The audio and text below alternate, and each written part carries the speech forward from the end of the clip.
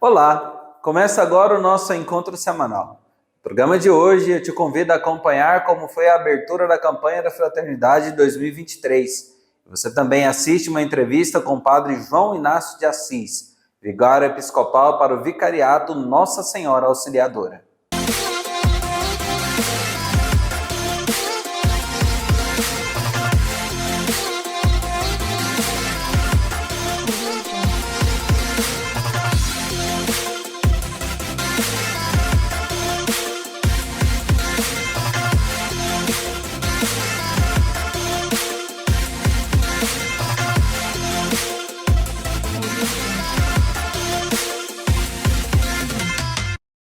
Acompanhe agora o giro da semana e fique atento com os próximos eventos.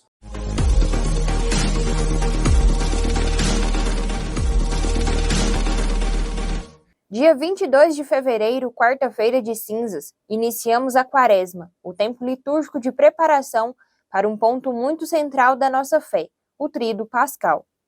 Ao impor as cinzas na nossa cabeça, o ministro diz: convertei-vos e credes no Evangelho, assim como Jesus disse no início de sua pregação.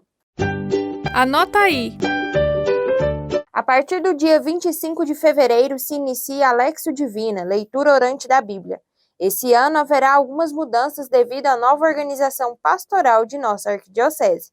Em nossas redes sociais você encontra todas as informações. No domingo 26 de fevereiro vai acontecer o encontro de formação para a criação de equipes vocacionais paroquiais, na Cidade da Comunhão. Procure a secretaria de sua paróquia e se informe.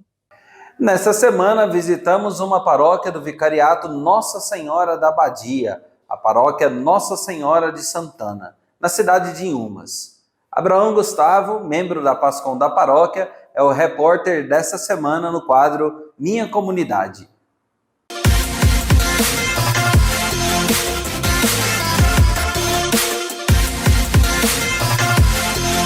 Fala pessoal, eu sou o Abraão Gustavo, estou aqui no Encontro Semanal para apresentar para vocês a nossa queridíssima Paróquia Santana. Você quer conhecer? Então vem comigo. Hoje a gente está aqui para apresentar para a Arquidiocese a nossa Paróquia Santana. Conta pra gente o que é a nossa Paróquia Santana, as histórias. Aqui começou já no século XIX, 1800 e pouco, pessoal que veio nas fazendas por aqui, muito católico, né?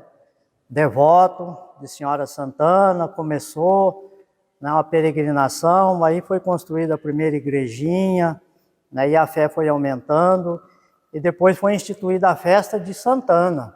Padre Márcio, o senhor assumiu a Paróquia Santana há um ano. Como é que está a questão pastoral e espiritual? E eu vejo que na diversidade de pastorais, movimentos, a comunidade se encontra numa fase muito interessante. Por quê? Nós saímos da pandemia tem pouco tempo, mais de um ano, e a gente tem percebido assim, a alegria das comunidades retomarem o trabalho. A Paróquia Santana é composta de 15 comunidades, sendo 9 na cidade e 6 comunidades rurais. E uma diversidade de pastorais e movimentos, como casais Ovisa, jovens PJC, temos outros movimentos como a Renovação Carismática, outros grupos que compõem a paróquia, grupos de jovens, enfim.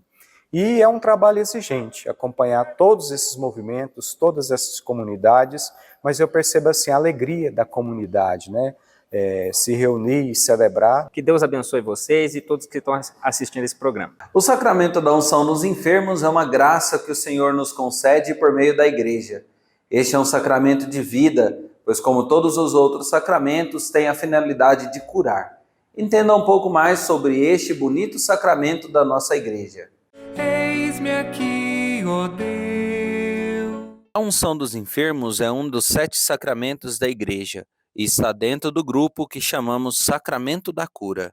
O sacramento da unção dos enfermos tem como objetivo confortar o doente, perdoar os seus pecados e traz um alívio físico e espiritual. Todos os anos, o Papa Francisco torna pública sua mensagem para este dia. Este ano, a mensagem tem como tema Trata bem dele, a compaixão como exercício sinodal da cura. O padre Luiz Augusto, pároco da paróquia Santa Teresinha do Menino Jesus, em Aparecida de Goiânia, ressalta a importância desse sacramento para a vida do cristão.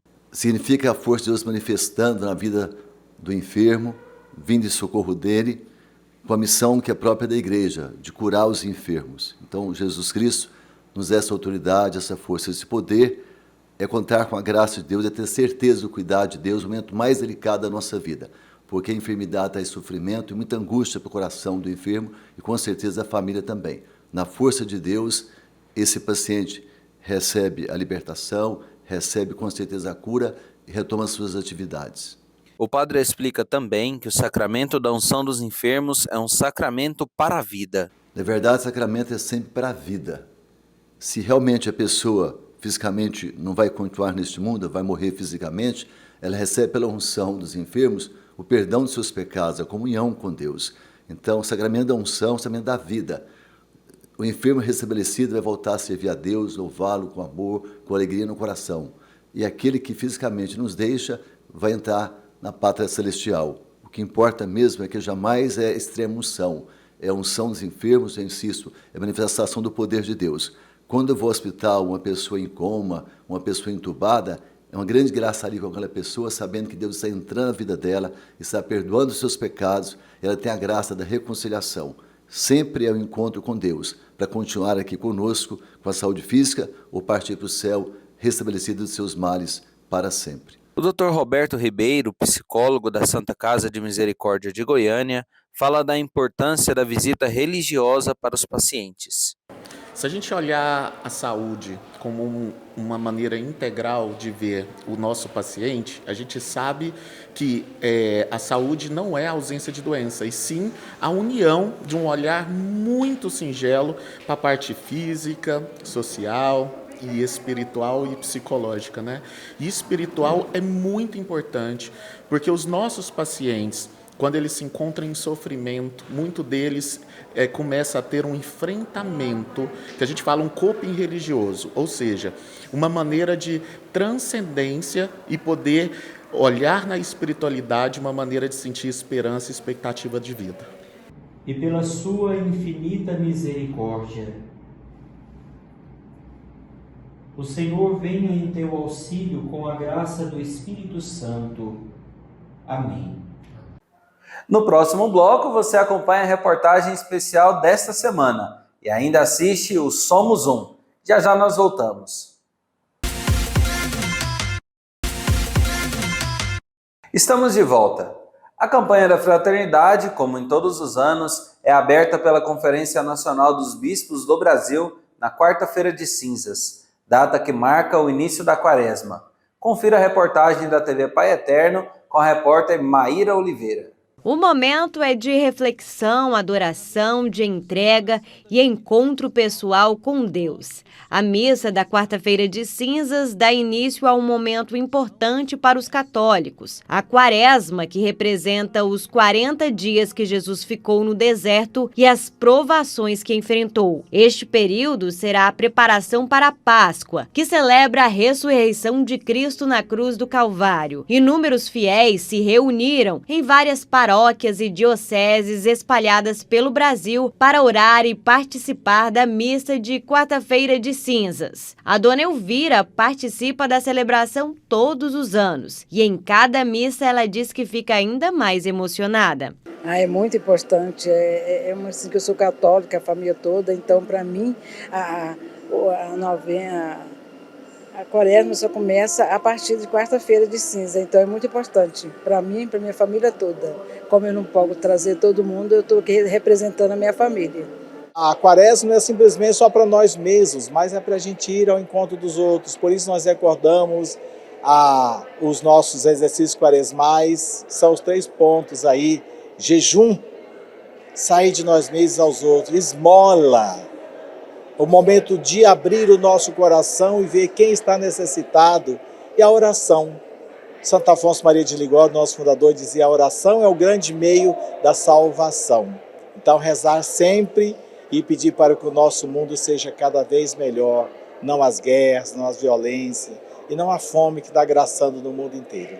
O início da Quaresma de 2023, em que muitos fiéis voltam os olhos para a piedade e para o amor ao próximo, chega diante de tristes realidades que assolam as pessoas no Brasil e no mundo, como guerra entre países, desastres naturais, desigualdades, crises humanitárias e entre essas difíceis realidades está a fome. Durante o evento também aconteceu o lançamento da campanha da Fraternidade 2023, com o tema Fraternidade e Fome, dai-lhes vós mesmos de comer.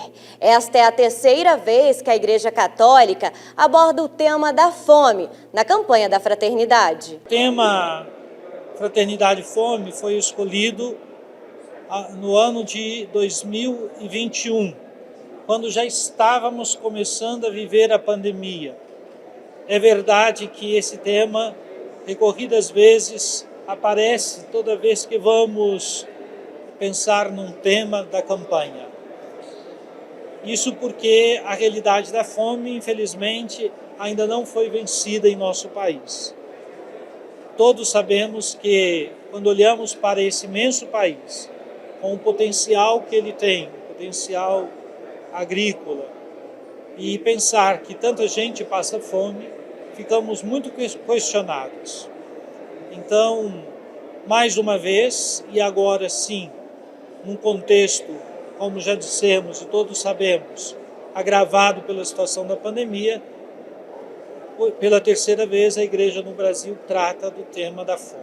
A Igreja Católica tem inúmeras iniciativas e projetos sociais que buscam combater a realidade da fome. Uma dessas iniciativas é a criação do Vicariato da Solidariedade, para ajudar as pessoas que mais precisam. Existem muitos projetos, muitas obras, muitas atividades e que não são articuladas, com um potencial enorme. A responsabilidade do vicariato é articular essas forças e dar a essas pessoas, a esses grupos, a essas instituições, a essas pastorais e movimentos dentro da igreja, uma força capaz de causar um impacto maior nessa realidade da fome. O que pode acontecer na maioria das vezes é que a gente começa um projeto e se assenta nas necessidades e fica repetindo uma espécie de assistencialismo que não avança, que não progride. E nós temos que saltar da necessidade imediata, da assistência e do socorro para comida, para matar a fome, para uma ação muito maior, que é ajudar a superar a necessidade de precisar de ajuda. Durante o início da campanha da Fraternidade, 150 marmitas foram feitas para os fiéis doarem para aqueles que estão passando fome. A Igreja Matriz em Campinas, que fica em Goiânia, Goiás, sempre faz marmitas para entregar aos moradores em situação de rua. Um belo exemplo para todos os fiéis. Seguramente, na campanha que nós fizemos para o lançamento hoje, a gente quis sensibilizar para que as pessoas viessem para cá de olho para o lado de fora do carro ou do ônibus, para que ao voltar, elas chegando aqui, vendo a marmita, elas pudessem pensar em sair daqui com uma resposta para aquela cena que impactou fortemente a vinda delas para cá.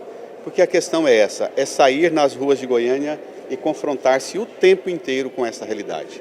Durante a campanha da Fraternidade, foram exibidas 2 ações sociais de nossa arquidiocese.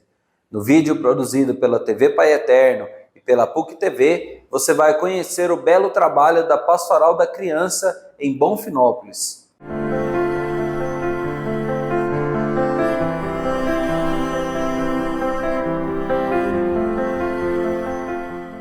Se encontramos muitos adultos em situação de vulnerabilidade, imagine as crianças, que por natureza já são seres mais frágeis. Por isso, o trabalho feito pela Pastoral em Bonfinópolis, no interior goiano, é lembrado com carinho por quem já participou. Minha história na Pastoral da Criança foi quando no começo minha mãe estava grávida, quando ela era só minha mãe e a minha irmã. Aí eu nasci, desde quando eu nasci, até hoje eu frequento a Pastoral. Quantas e quantas vezes era dia da Pastoral, eu ia para a escola, né? Aí eu falava, professor, eu tô passando mal, só para poder ir para a Pastoral da Criança. É bom demais. A gente aprendeu muitas coisas lá, nas irmãs, nas oficinas também das irmãs. Foi muito bom, é muito bom mesmo lá. Minhas meninas também gostam muito, né, Clara? Tipo, a pastoral da criança, brincar, aprender muito, né? Na busca por melhores condições para os pequeninos, existem muitas histórias que se tornam marcantes para quem colabora com a Pastoral da Criança. Uma vez a Pastoral da Criança resgatou uma criança que estava desnutrida. Estava só a pele e o osso, e a gente recuperou ela, a pastoral, né? Ficava na casa de um, na casa de outro. A Stephanie é filha de uma mãe alcoólatra. E quando a gente se deu conta, a menina estava com 7 meses e 2,5 kg. Pele e osso. E ela estava mesmo morrendo, estava morrendo. Nós tivemos que internar a criança, tomar conta das outras crianças da mãe e acompanhar a mãe com a criança no hospital. Porque ela era alcoólatra, né? Tivemos que fazer todo um trabalho. E foi assim mesmo um trabalho que toda a cidade ajudou. A gente não pode negar. Porque aqui em Bonfinópolis não tem, nessa época nem sei se tinha conselho tutelar ainda. Então não tinha mesmo, a assistente social chegou e pediu para a gente tomar conta da família. E foi assim, foi muito trabalho, foi muito sofrido, mas hoje a Stephanie está aí.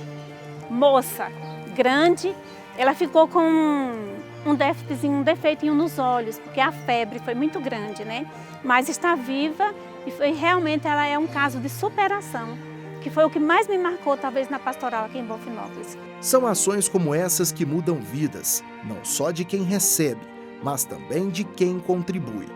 A pastoral da criança, para mim, é assim, eu tenho a minha família, mas é a minha família, minha segunda família.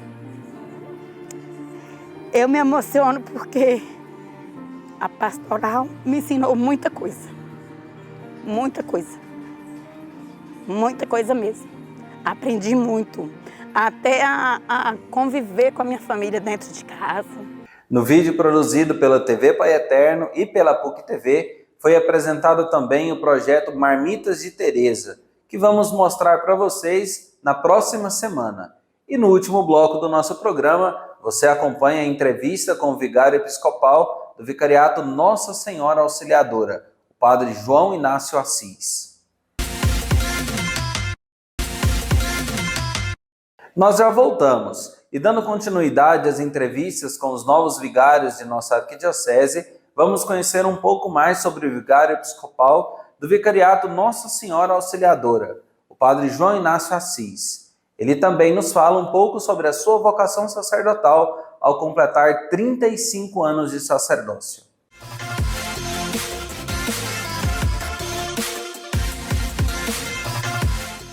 Padre, qual a missão do vigário episcopal? A missão do vigário episcopal é muito simples, é ajudar ao arcebispo na sua difícil missão.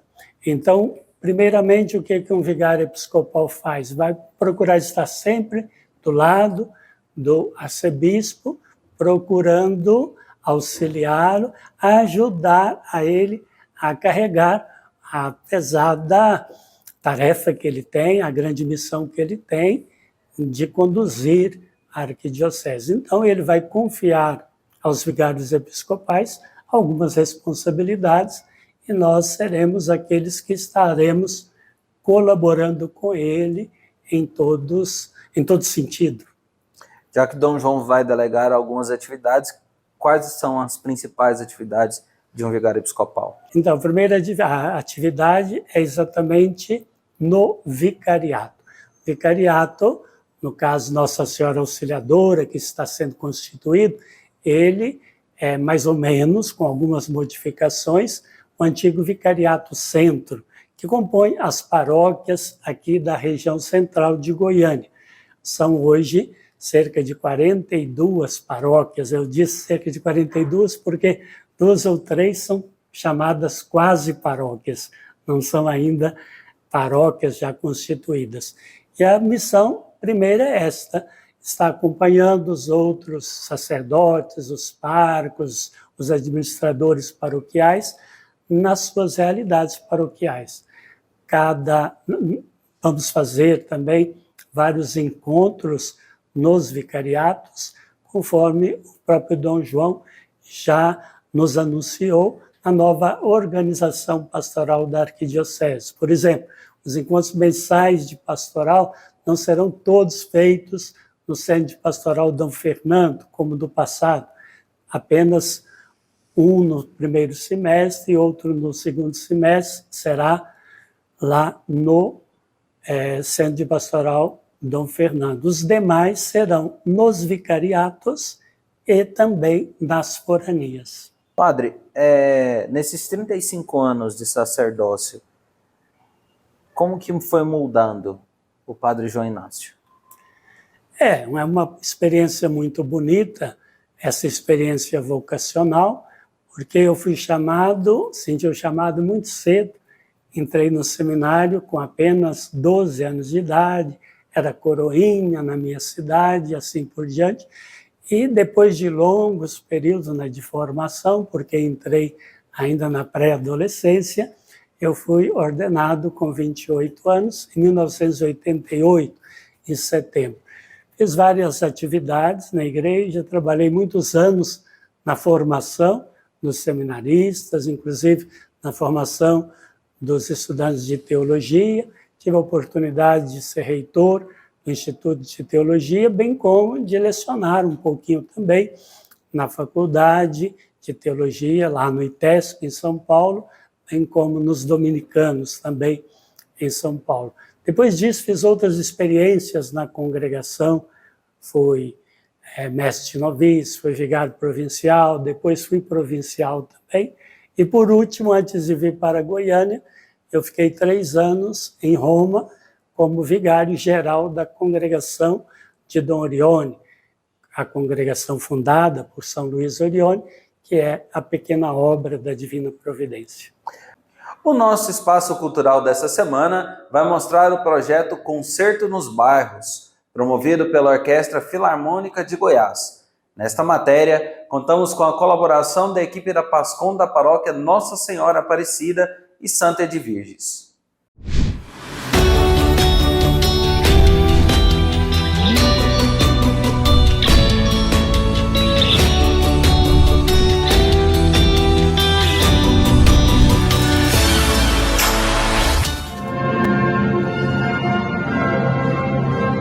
No dia 16 de fevereiro, a Orquestra Filarmônica de Goiás se apresentou na paróquia Nossa Senhora Aparecida e Santa Edviges. A regente Mariana Menezes explica sobre o projeto Concerto nos Bairros, Beethoven em Foco, e também nos fala sobre a seleção de músicas apresentadas. Bom, esse concerto é parte da nossa série dentro da Orquestra Filarmônica de Goiás, que leva a música aos bairros de Goiânia. Nós temos a série que é de turnê estadual, a série de turnê nacional, e essa é uma série que caminha até os mais diversos cantos da cidade. Então a gente vai em paróquias, nós levamos a orquestra também para casa de idosos, para casas de reabilitação. E esse específico do Concerto nos Bairros é para a gente realmente ir para todos os maiores cantinhos da cidade. Então, nós somos sempre muito bem recebidos dentro das paróquias e nós procuramos elaborar um repertório que vá de encontro ao ambiente em que nós estamos. Então, hoje, por exemplo, nós apresentamos a Consagração da Casa, uma obra de Beethoven, que é uma obra que tem uma oração no meio, que tem um cunho religioso muito bom, e super interessante para a contemplação e meditação dos fiéis. Então, a gente está muito feliz em poder compartilhar esse tipo de repertório com um público que vai entender, que vai saber viver esse tipo de música. Denise Lopes Rodrigues, contempladora de todas as artes, ressalta que a expressão musical eleva o espírito. A importância de essa série de concertos nos bairros é imensa. Todas as expressões artísticas são válidas, são necessárias, são importantes.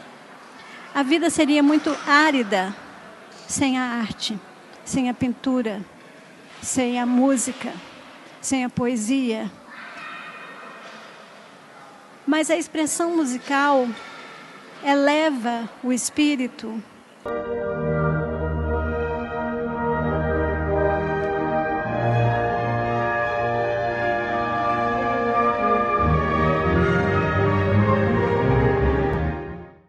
O nosso encontro semanal vai ficando por aqui, mas continue conectado conosco pelas redes sociais da Arquidiocese de Goiânia. Em nossas redes sociais e também pelo nosso site, você fica sabendo dos eventos e pode acompanhar a vida pastoral do nosso arcebispo. Eu quero adorar